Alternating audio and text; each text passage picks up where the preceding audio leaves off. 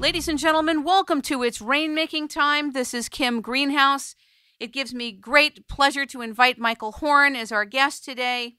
He is the official media and representation contact for Billy Meier, who was one of the first people contacted by an extraterrestrial craft and beings. This has been a long-standing recorded case called the Billy Meier case, or the Billy Meier UFO contact. And there's massive amounts of information in this case. Originally, Michael Horn, who is the producer of The Silent Revolution of Truth, contacted It's Rainmaking Time after I did a piece on UFOs, generals, pilots, and government officials go on the record by Leslie Kane. And he sent a very provocative email to me to become familiar with the Billy Meier case, the only scientifically proven UFO case. Now, actually, I had heard of it, but I didn't know much about it. Let's have him create a frame of reference for us so that we understand why this is so important. Ladies and gentlemen, welcome Michael Horn to It's Rainmaking Time. Good morning. Good morning, and thank you for that introduction and explanation. Indeed, it's how it unfolded with us. There's so many aspects of the work of Billy Meier and your connection to him and the work that you're doing with and on behalf of his findings and discoveries and prophecies. I'm usually, Michael, a little bit hesitant to put forth prophecy-type material simply because there's so many hitting us right now from so many different sources, both ancient and modern. And I didn't want to contribute to the 2012 scare or any of that projection. And so I've been hesitant, but because this subject is so far-reaching and you seem to be really responsible in the way you communicate, I thought I'd have you on. So why don't you introduce what is the Billy Meier case to us? Lay the frame of reference for us. Okay.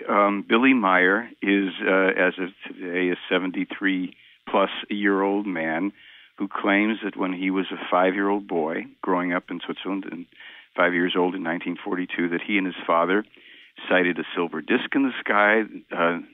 They didn't know what it was. His father speculated it might have been a secret weapon of Hitler's, and they let it go at that. Shortly thereafter, young Eduard Albert Meier, he wasn't called Billy until much later in his life, young Eduard Albert Meier kind of heard a voice in his head, an elderly man's voice speaking to him in his German language.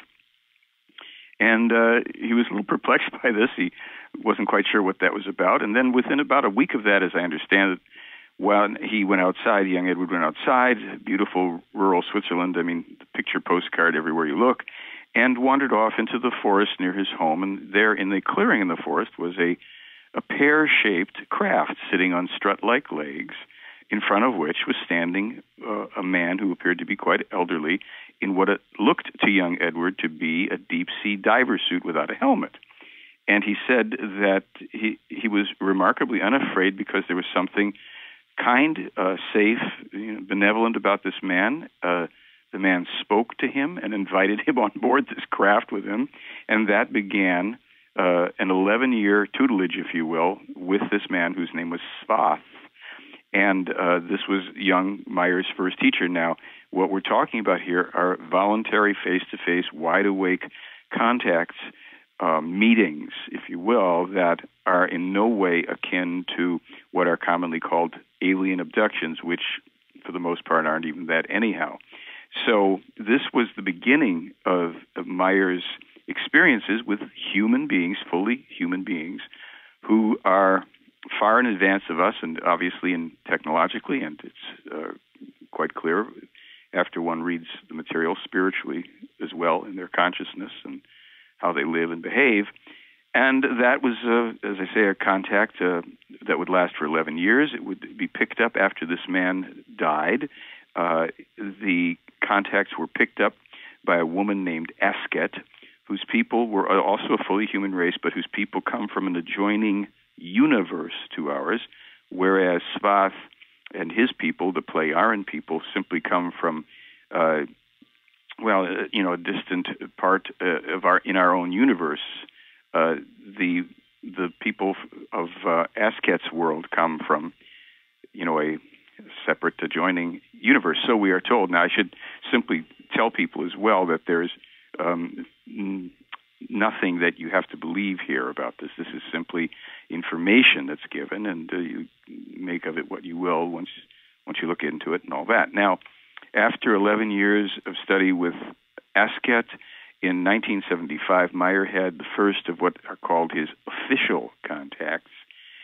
And that means that the contacts, which were started with a woman named Semyaze, and then as well with her father, Ptah, and another man, Quetzal, and many other people, mainly the Plejaren people, but some who also came from other human races, and who look, I should interject here that the people that Meier has been meeting with for more than 68 years have represented a number of Earth races in terms of how they would appear to us, such as Asian, Black, Middle European, more like Scandinavian, etc. We're told that there is such a wide variety of races and skin colors that we have no concept whatsoever. So we'll leave that for the moment to say that the official contacts then with Semyaze were called that because it was with these contacts beginning, I think, about January 28th, 1975, something like that, that Meier was to transcribe each of the contacts' conversations with, between him and Semyaze and or any of the other people who would participate. Were these people in physical form? Absolutely. Okay. Physical beings, three-dimensional bodies, the whole deal. Okay, so this wasn't a telepathic thing, like you see them in front of you and you're talking with them. Yes, but his contacts with certainly the official contacts, and I think most of the other ones, since they don't usually call up on the telephone, he was taught how to receive the telepathic message from them. And quite literally, starting when he was 5, he was taught to recognize over 3 million different symbols that are transmitted via thought or telepathy that convey a word or a concept.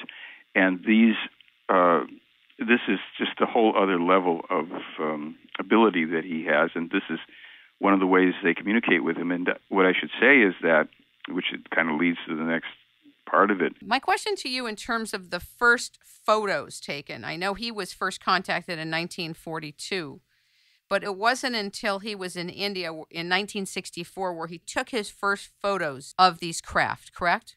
That's true. To fill it in, those were taken of Asket's ships, and when I say ships, there were other people who were working with Asket in that part of this particular mission, if you will.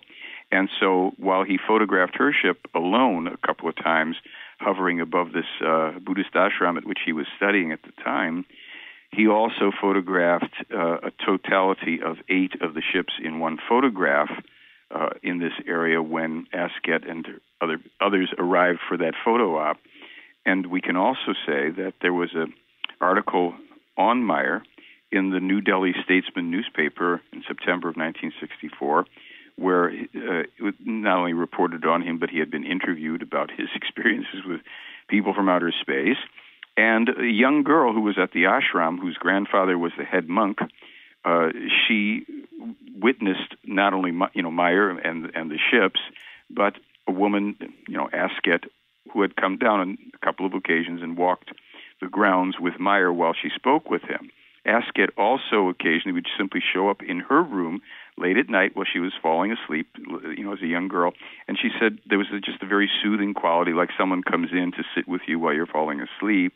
And that in the mornings she would wake up always feeling like she'd learned something, knew something more than she went to sleep with. And this woman now, she's in our film, The Silent Revolution of Truth. She's already a retired UN diplomat, having spent a dozen years at the UN General Assembly on behalf of Cambodia. And both she and Meier were evaluated by a expert consultant to the U.S. Army Special Forces who reads and teaches the reading of body language, which can be, life-saving